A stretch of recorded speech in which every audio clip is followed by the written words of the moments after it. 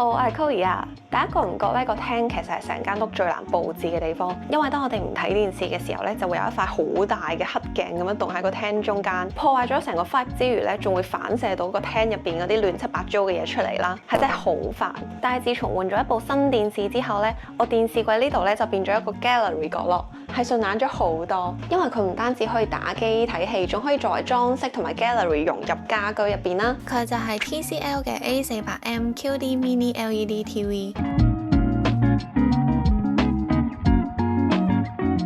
呢部 A400M 嘅電視外觀係非常之靚。首先佢嘅邊框其實好窄啦，遠睇其實唔係好覺有個框喺度嘅。我哋呢一部咧係55寸啦，佢嘅厚度咧大概只有4cm 左右嘅啫。成個設計係低調得嚟又有質感，係啱晒我呢啲重視產品外觀設計嘅人。呢部電視咧係有3種安裝方法嘅，可以上牆啦、座台同埋配合佢官方嘅可移動支架。但因為我本身已經有一個比較高身嘅電視櫃喺度啦，再加上隔離又有一個展示櫃喎，好似部電視唔係咁啱上牆，所以就揀咗以座台嘅形式擺咗喺度啦。佢底座咧就係2隻腳仔嚟嘅，有2種高度你可以揀，係好貼心嘅，因為你可以根據自己個 sofa 同埋電視櫃嘅高度去調節。但其實如果可以嘅話咧，我覺得呢部電視上牆係會更加靚嘅，可以提升到成個屋企嘅藝術感，因為佢就係專門為掛牆而設計嘅一部電視嚟嘅。以前啲電視咧掛上牆之後咧，喺個電視同埋個牆中間咧係會有一啲空間噶嘛，但係呢部電視掛上牆之後咧係好貼合個牆身嘅，就好似真係有一幅壁畫掛咗喺度咁。佢咁貼牆咧，可能會有人擔心佢嘅散熱功能，但其實佢嘅散熱功能都設計得好好。首先喺佢背面咧，4面8方都有散熱嘅窿啦，再利用專利級嘅對流散熱風道同埋航空級嘅碳纖維材料，所以散熱嘅效果都好好嘅。另外佢背後仲有一個埋線位嘅，等你可以收晒啲線入去，咁就唔會亂糟糟，可以保持美觀。呢部電視其中一個好正嘅位咧，就係佢入邊有一個 Art Gallery 嘅功能，係有好多藝術畫作喺入邊嘅。當我哋平時唔睇電視嘅時候咧，可以由得佢 lock screen 去自動播放呢一啲畫作，就會有一種畫廊嘅感覺，而唔係成塊黑鏡咁樣棟喺個廳嘅中間，睇落都會賞心悅目啲啦。另外我都好中意佢系統入邊咧有好多內置咗嘅環境同埋白噪音嘅場景。我平時都會中意喺個廳度睇下書啊，或者係砌下 puzzle。喺嗰啲時候咧，我就會開嗰啲白噪音嘅場景出嚟啦，個感覺係即刻寧靜咗，跟住又好舒服，個人都會更加專注啲。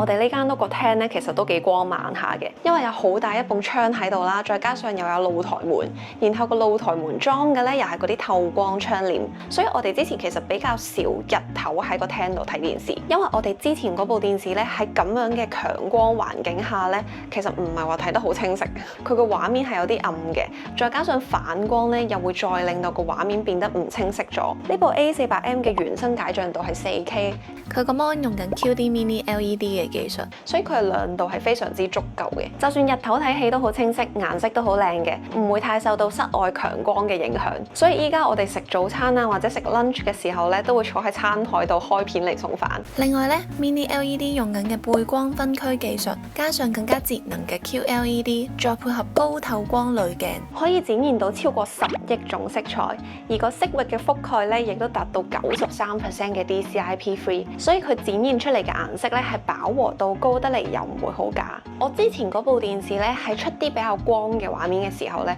啲顏色會有少少好似被溝淡咗咁樣，就好似加咗一層透白色嘅 filter 喺上邊咁樣啦。但係呢部 A400M 咧，佢即使係出一啲比較光嘅畫面嘅時候咧，色彩表現都依然好完整嘅。而且 TCL 係支援人因色彩優化嘅，即係會根據人類嘅喜好咧去優化啲色彩。佢會智能分析個圖像嘅內容啦，然後以極高嘅精準度去增強個色彩。而喺人像畫面上面咧，佢可以做到恢復同埋保護自然膚色，咁就令成個畫面睇落會更加自然生動。跟住嚟講下畫面嘅對比度同埋暗位方面，我之前嗰部電視用落發覺有一個問題，就係個畫面呈現黑色嘅時候咧，嗰個黑色其實係會唔夠黑咯，睇落係會好似深灰色咁樣，先至發覺原來黑色嘅 area 會受到其他 area 嘅光漏影響，令黑色嘅部分睇落係深灰色。而呢一部 A400M 咧喺呢一方面面嘅表現就會好啲啦。全區域光雲控光技術可以通過聚合光晶片同埋聚光微透鏡，精準咁樣去控制啲光線，配合 HVA 嘅熒幕，令黑色 area 受到漏光影響嘅程度比較少，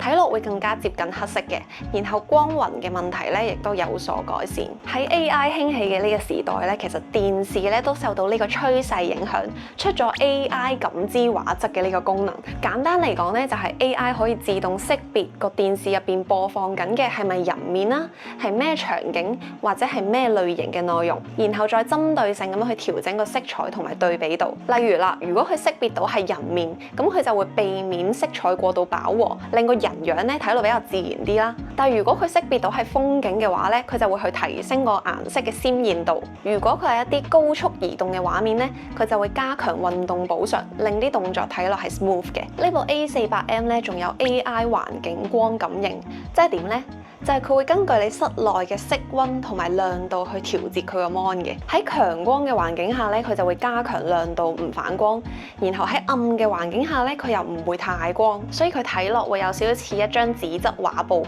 而唔係一個發光嘅電子設備。我哋人眼去睇佢嘅時候咧，亦都會更加舒服。呢部 A400M 做到一個好嘅反光控制嘅另一個原因咧，就係佢個 mon 係用緊 TCL 自家研發嘅 HVA 熒幕技術。當啲環境光照到塊 mon 嘅時候咧，佢個 mon 反射出嚟嘅光線咧係會大大減少。而與此同時咧 ，A400M 個熒幕咧係有高透光膜嘅，咁就可以喺控制環境光嘅同時咧，又保持個 mon 背後 mini LED 嘅高穿透力，確保畫面清晰同埋廣闊可視角度，有效控制反光對我嚟講真係好重要嘅。因為有啲電視咧佢係 4K， 但係如果反光嚴重嘅話咧，其實係會損失咗好多畫面細節，肉眼睇落嘅時候咧就根本達唔到 4K 嘅清晰度。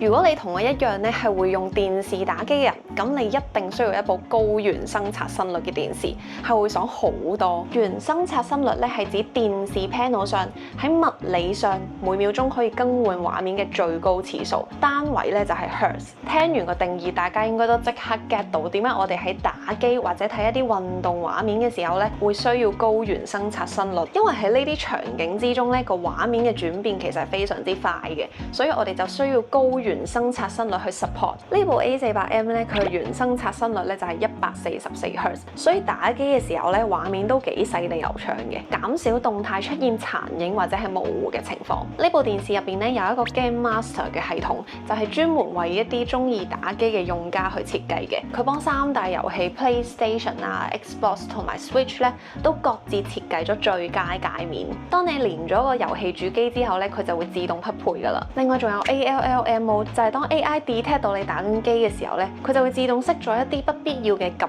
知畫質處理，從而降低輸入延遲，確保你嘅操作同埋畫面係同步嘅。Game Master 另外仲有陰影畫面增強、輔助瞄準啊、VRR 自動調節刷新率呢一啲功能，都係令到我哋遊戲體驗更加好嘅。A400M 用緊嘅 speaker 咧係日本 Onkyo 嘅 Hi-Fi 音響系統，而且支援各大音響系統嘅認證 ，DTS Virtual-X 啊、Dolby Vision 啦同埋Dolby Atmos 等等，喺聲音嘅清晰度同埋失真控制上咧都表現得唔錯，我覺得係會比一般電視嘅 speaker 更加有質感。佢係一個側向出聲嘅設計嚟嘅，當我哋近場擺電視嘅時候咧，如果係向後出聲，啲聲聽落會有少少發悶嘅感覺，但係如果側向出聲咧，佢就會擴散得均勻啲，啲聲聽落就會開闊啲。我覺得呢部電視嘅 speaker 已經滿足到我嘅日常使用㗎啦。但係如果你想加強物理共鳴嘅空間，加強個重低音嘅表現嘅話咧，其實配合埋3巴就可以㗎啦。而呢部電視咧，依家做緊一個新品優惠，係會有3巴送埋俾你添。呢部電視咧用緊嘅係 Google TV 嘅操作系統，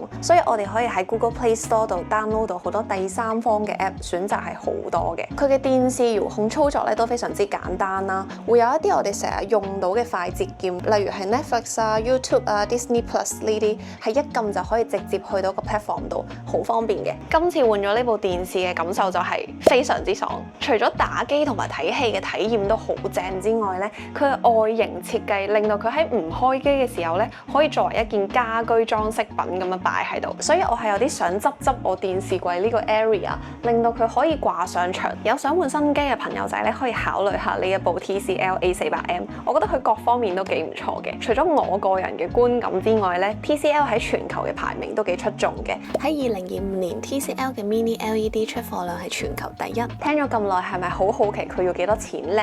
我呢一部55寸咧，只需要唔使7000蚊就可以帶翻屋企啦。如果你想要更加震撼嘅效果，去買65寸或者75寸嘅話咧，仲會送埋你 S45H 呢個超重低音3巴。依家就可以去全港各大電器鋪了解詳情。呢條片都差唔多啦，多謝你睇到最後，我哋下條片再見，拜拜。